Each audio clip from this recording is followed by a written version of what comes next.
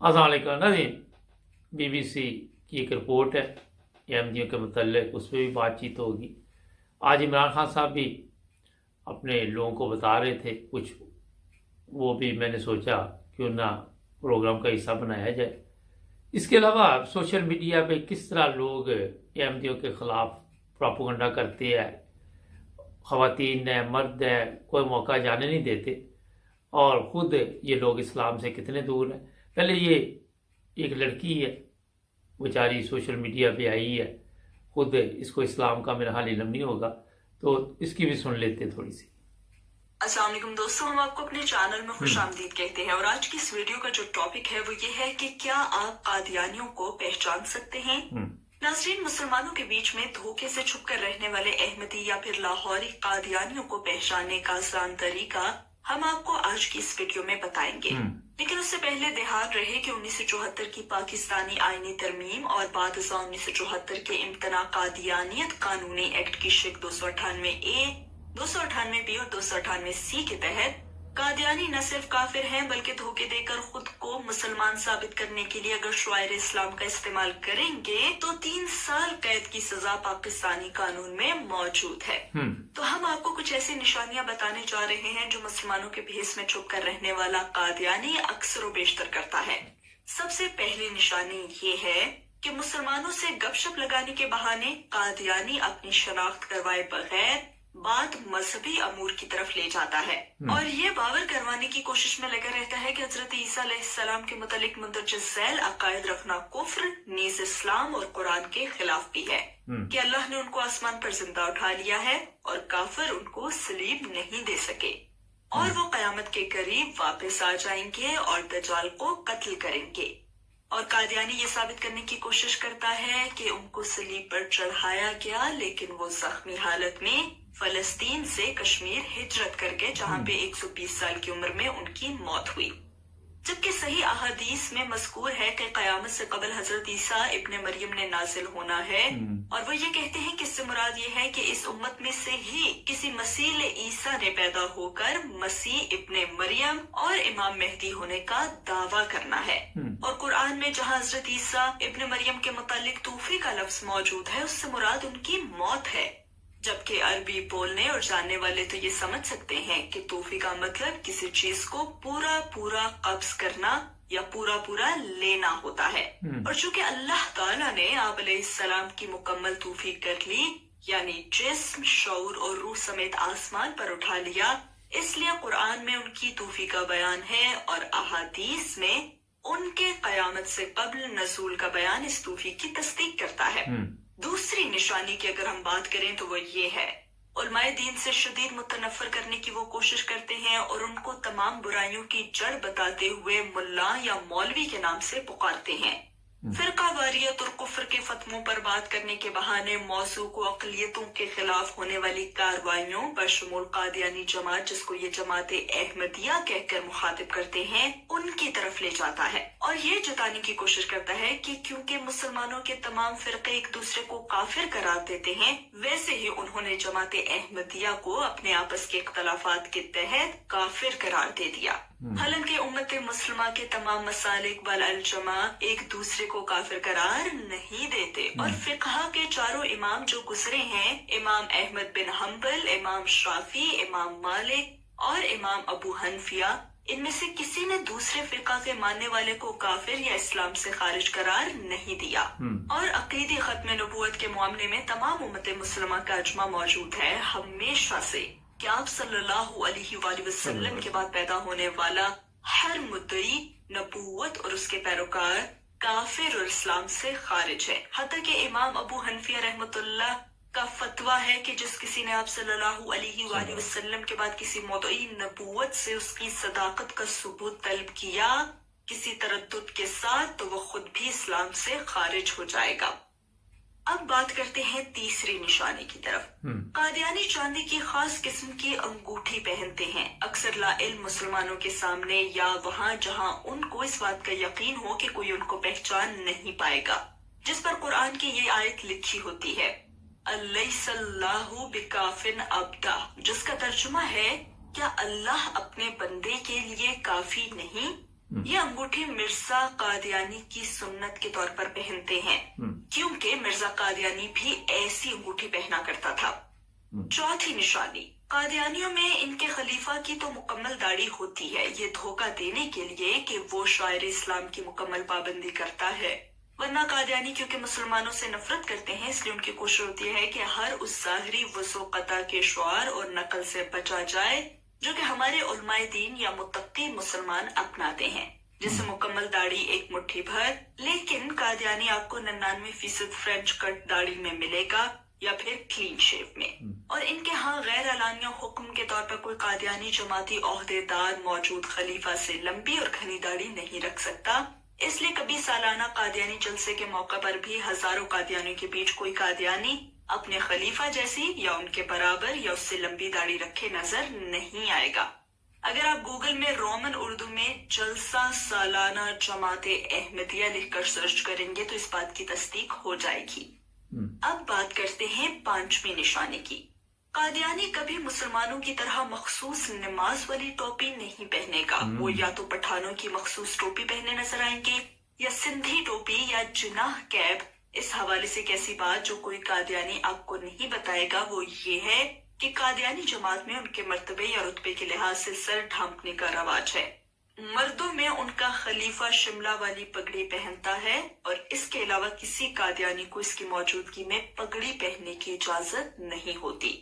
خلیفہ کے بعد جو اس سے نچلے درجے کے عہدیدار ہیں وہ جناح کیپ کا استعمال کرتے ہیں، پینٹ کوٹ یا شلوار قمیض یا شیروانی کے ساتھ، اور پھر اس سے نچلے عام قادیانی پٹھانوں کی مخصوص ٹوپی پہنتے ہیں یا پھر سندھی ٹوپی میں نظر آتے ہیں۔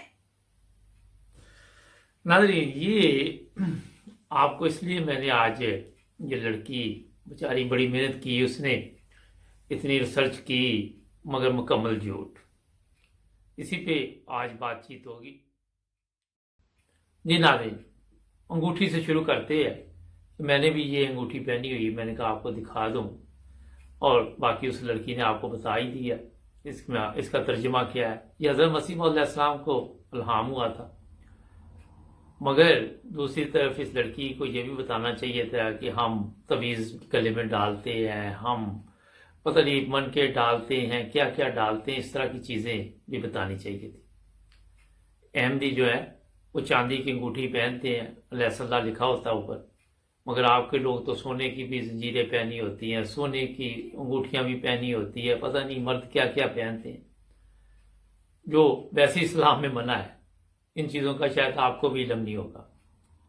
دوسری چیز یہ ہے کہ داڑھی کوئی بڑی نہیں رکھ سکتا، جس کی جیسے دل چاہے ویسے وہ داڑھی رکھ سکتا ہے، کوئی پابندی نہیں کسی کے اوپر۔ کیپ کوئی بھی پہن سکتا ہے، میں ہیٹ پہنتا ہوں، کسی کو کیا اعتراض ہے؟ یہ اصل میں مقصد صرف یہ ہوتا ہے کہ آ کے یہاں اپنے پروگرام یہ لوگ چلاتے ہیں، اور پھر وہاں پہ جو ریسرچ انہوں نے کی ہوتی ہے وہ مکمل طور پر ان کے پاس ٹھیک نہیں ہوتی۔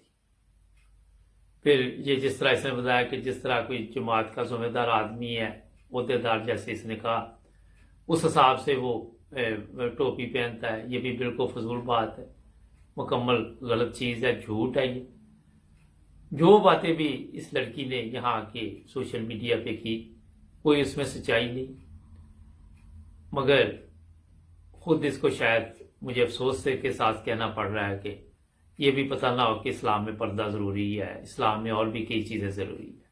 اس لیے میں نے آپ کو یہ بات کہی کہ اسلام سے یہ لوگ کافی دور ہو چکے ہیں۔ پھر یہ مسلمانوں میں جی چھپ جاتے ہیں، ابھی کیا ضرورت ہے چھپنے کی؟ جب بھی آپ کسی کو تبلیغ کریں گے احمدیت کی تو وہاں چھپنے والی کون سی بات ہے؟ کوئی پرابلم نہیں، آپ کھل کر بات کرتے ہیں۔ ٹھیک ہے، پاکستان میں آپ لوگوں نے پابندی لگائی ہوئی ہے، یورپ میں جس سے بھی ہم ملتے ہیں، کوئی بھی مجھے سوشل میڈیا بھی پوچھتا ہے کہاں کوئی راستے میں مل جاتا ہے، ایئرپورٹ پہ مل جاتا ہے، میں صاف ان کو بتاتا ہوں میں احمدی ہوں، مجھے کس چیز کی ڈرنے کی ضرورت ہے؟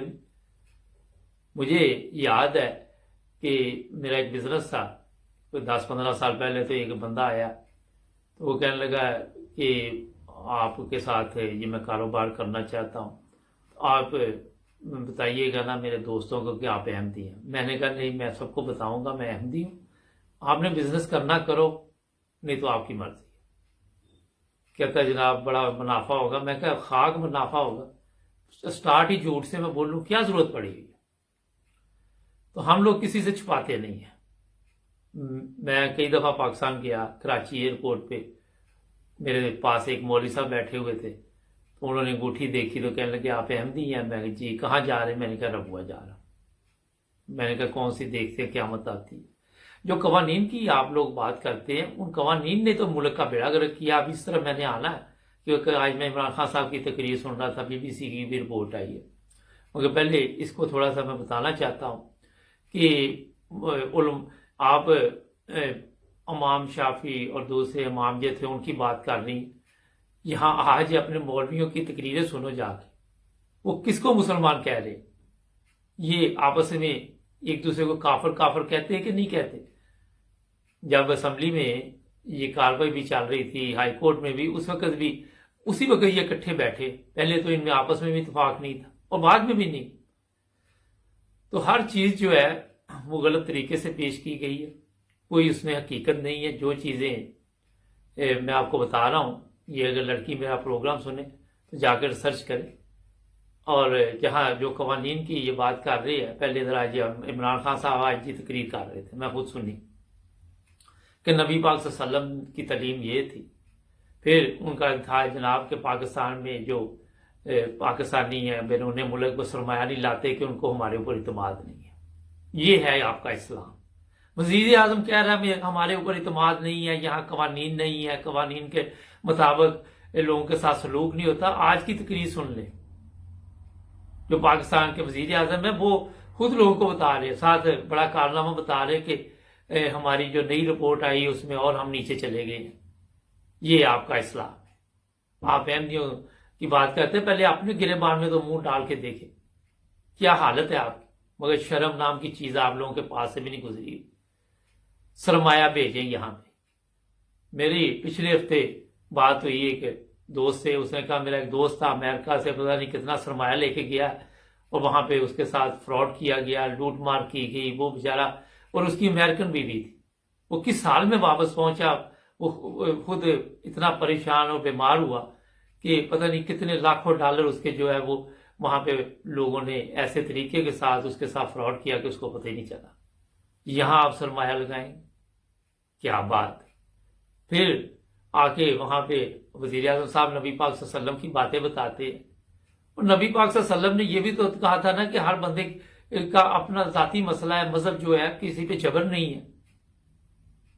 اور آپ لوگوں نے وہاں پہ کیا کیا, ایسے قوانین بنا دیے.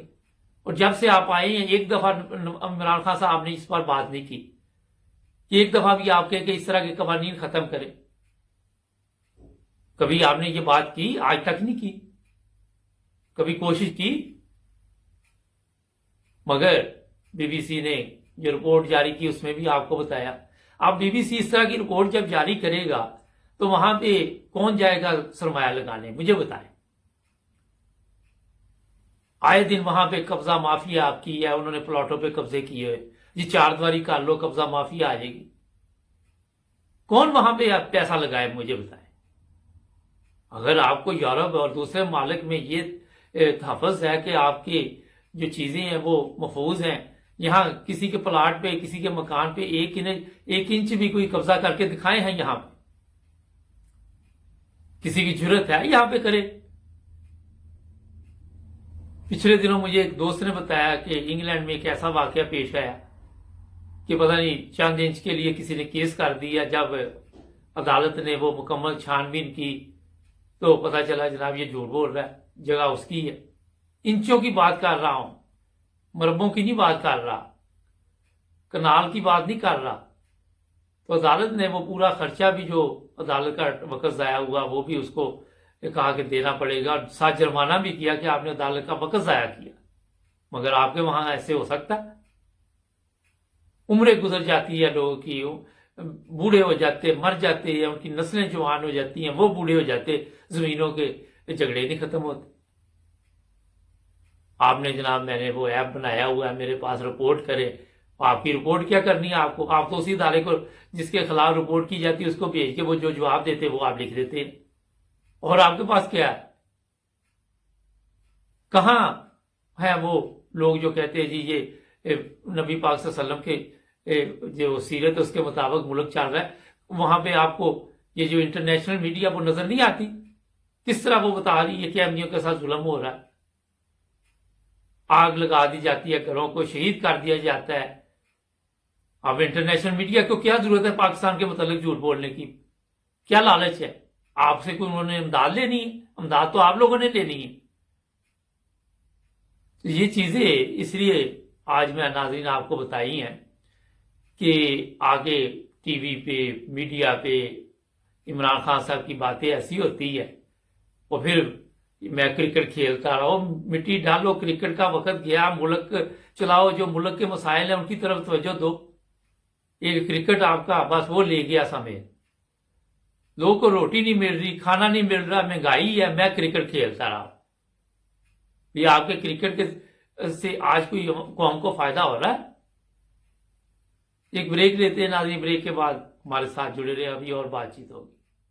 سبسکرائب کریں ہمارے چینل۔ جی ناظرین، بریک کے بعد آپ کی خدمت دوبارہ حاضر۔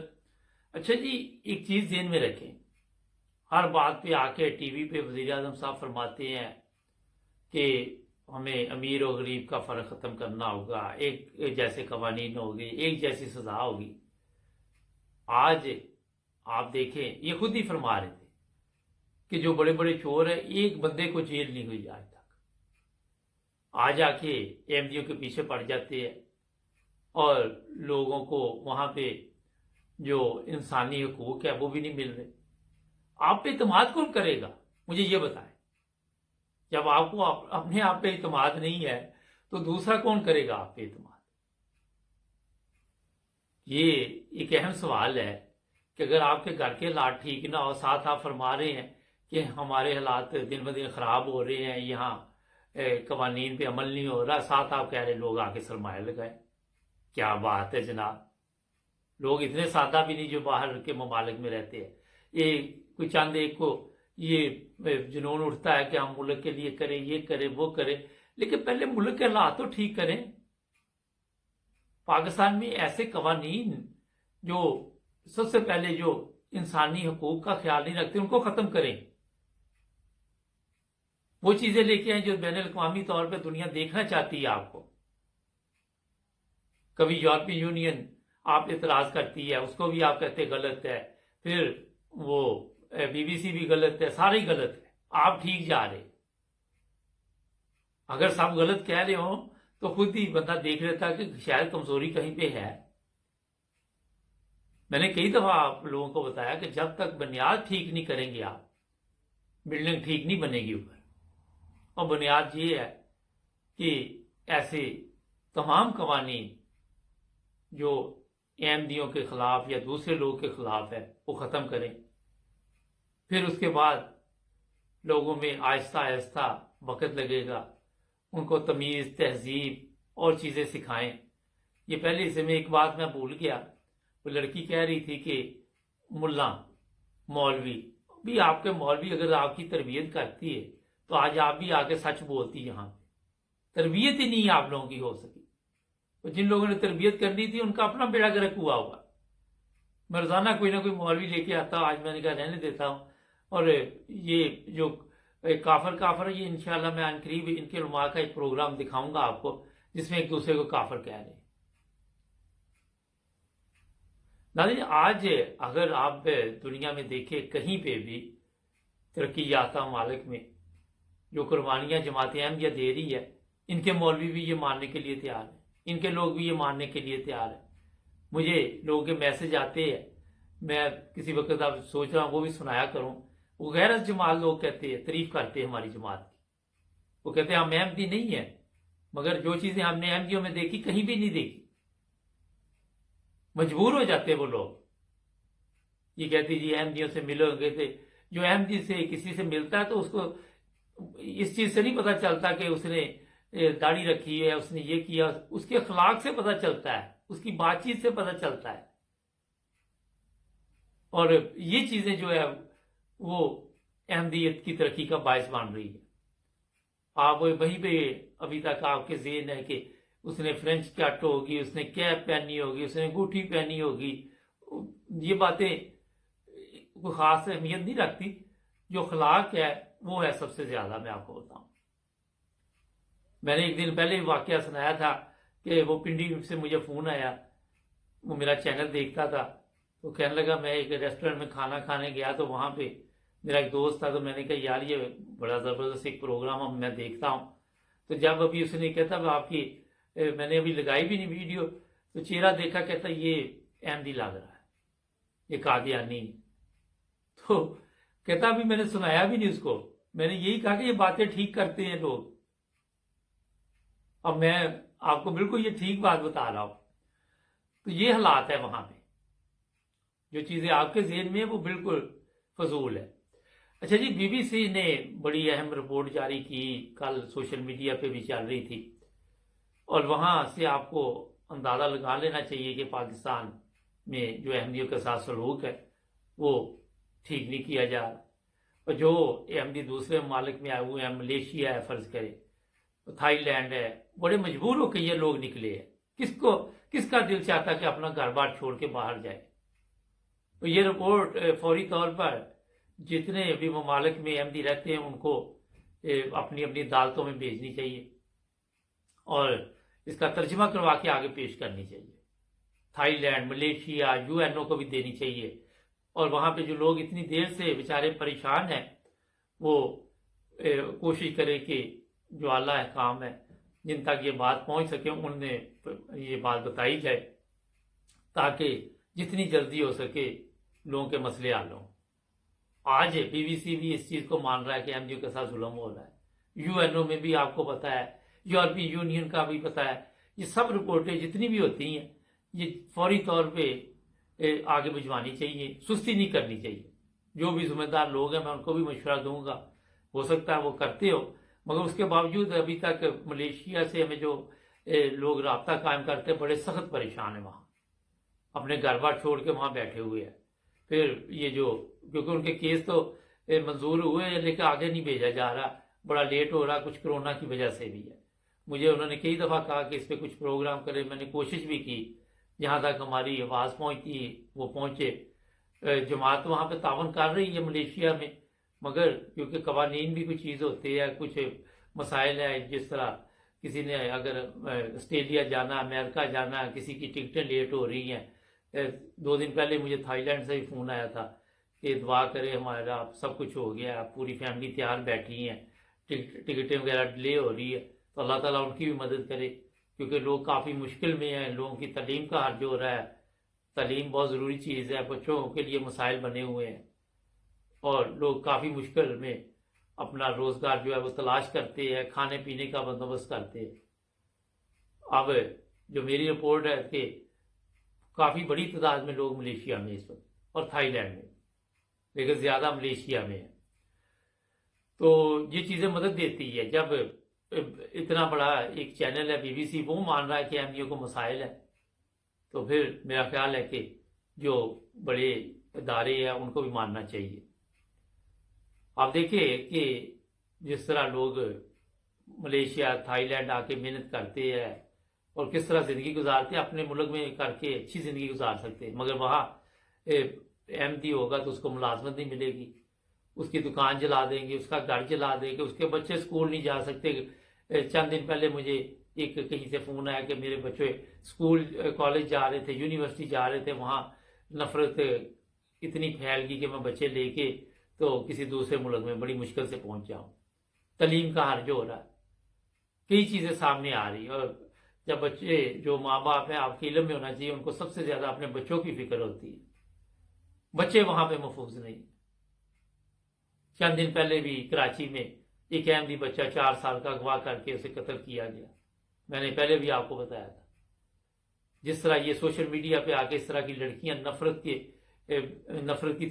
پروگرام کرتی ہیں, یہ کہ اکیلی نہیں, یہ پوری ٹیم ہے, تو پھر وہاں لوگوں کے دلوں میں نفرت ڈال دیتی ہے.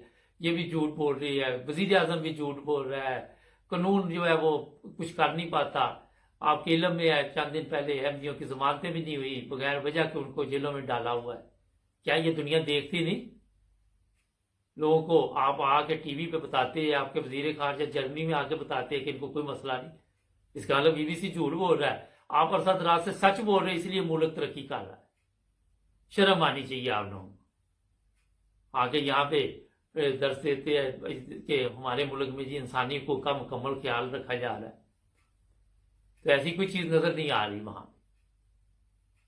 मैं वजीर आजम साहब से बड़े अदब के साथ गुजारिश करूंगा कि ऐसे तमाम कवानीन को खत्म किया जाए और वही पाकिस्तान बनाया जाए जो कायदे आजम का पाकिस्तान था। याद करें, आज भी लोग सर ज़फ़रुल्लाह खान, डॉक्टर अब्दुल सलाम और दूसरे जो अहमदी थे उनको कितनी इज्जत की निगाह से देखते और याद करते हैं। दूसरी तरफ आप अपने देख लें क्या हालात बने हैं। MM अहमद को लोग याद करते हैं, अपना देख ले वजीर खारजा और वजीर खजाना इधर बैठा हुआ है इसहाक डार। तो ये जो इज्जतदार लोग थे वो जमात अहमदिया से तल्लुक रखते थे, जिनके दौर में मुल्क की भी इज्जत थी, वकार था। आपने क्या दिया? खाली तकरीरें आके करने से काम नहीं चलते, कुछ करके दिखाना पड़ता है। नाज़रीन, आज के लिए इतना ही। बहुत जुड़े रहे नाइम न्यूज़ TV इंटरनेशनल के साथ। कल फिर मिलेंगे नए प्रोग्राम में। अपना ख्याल रखें।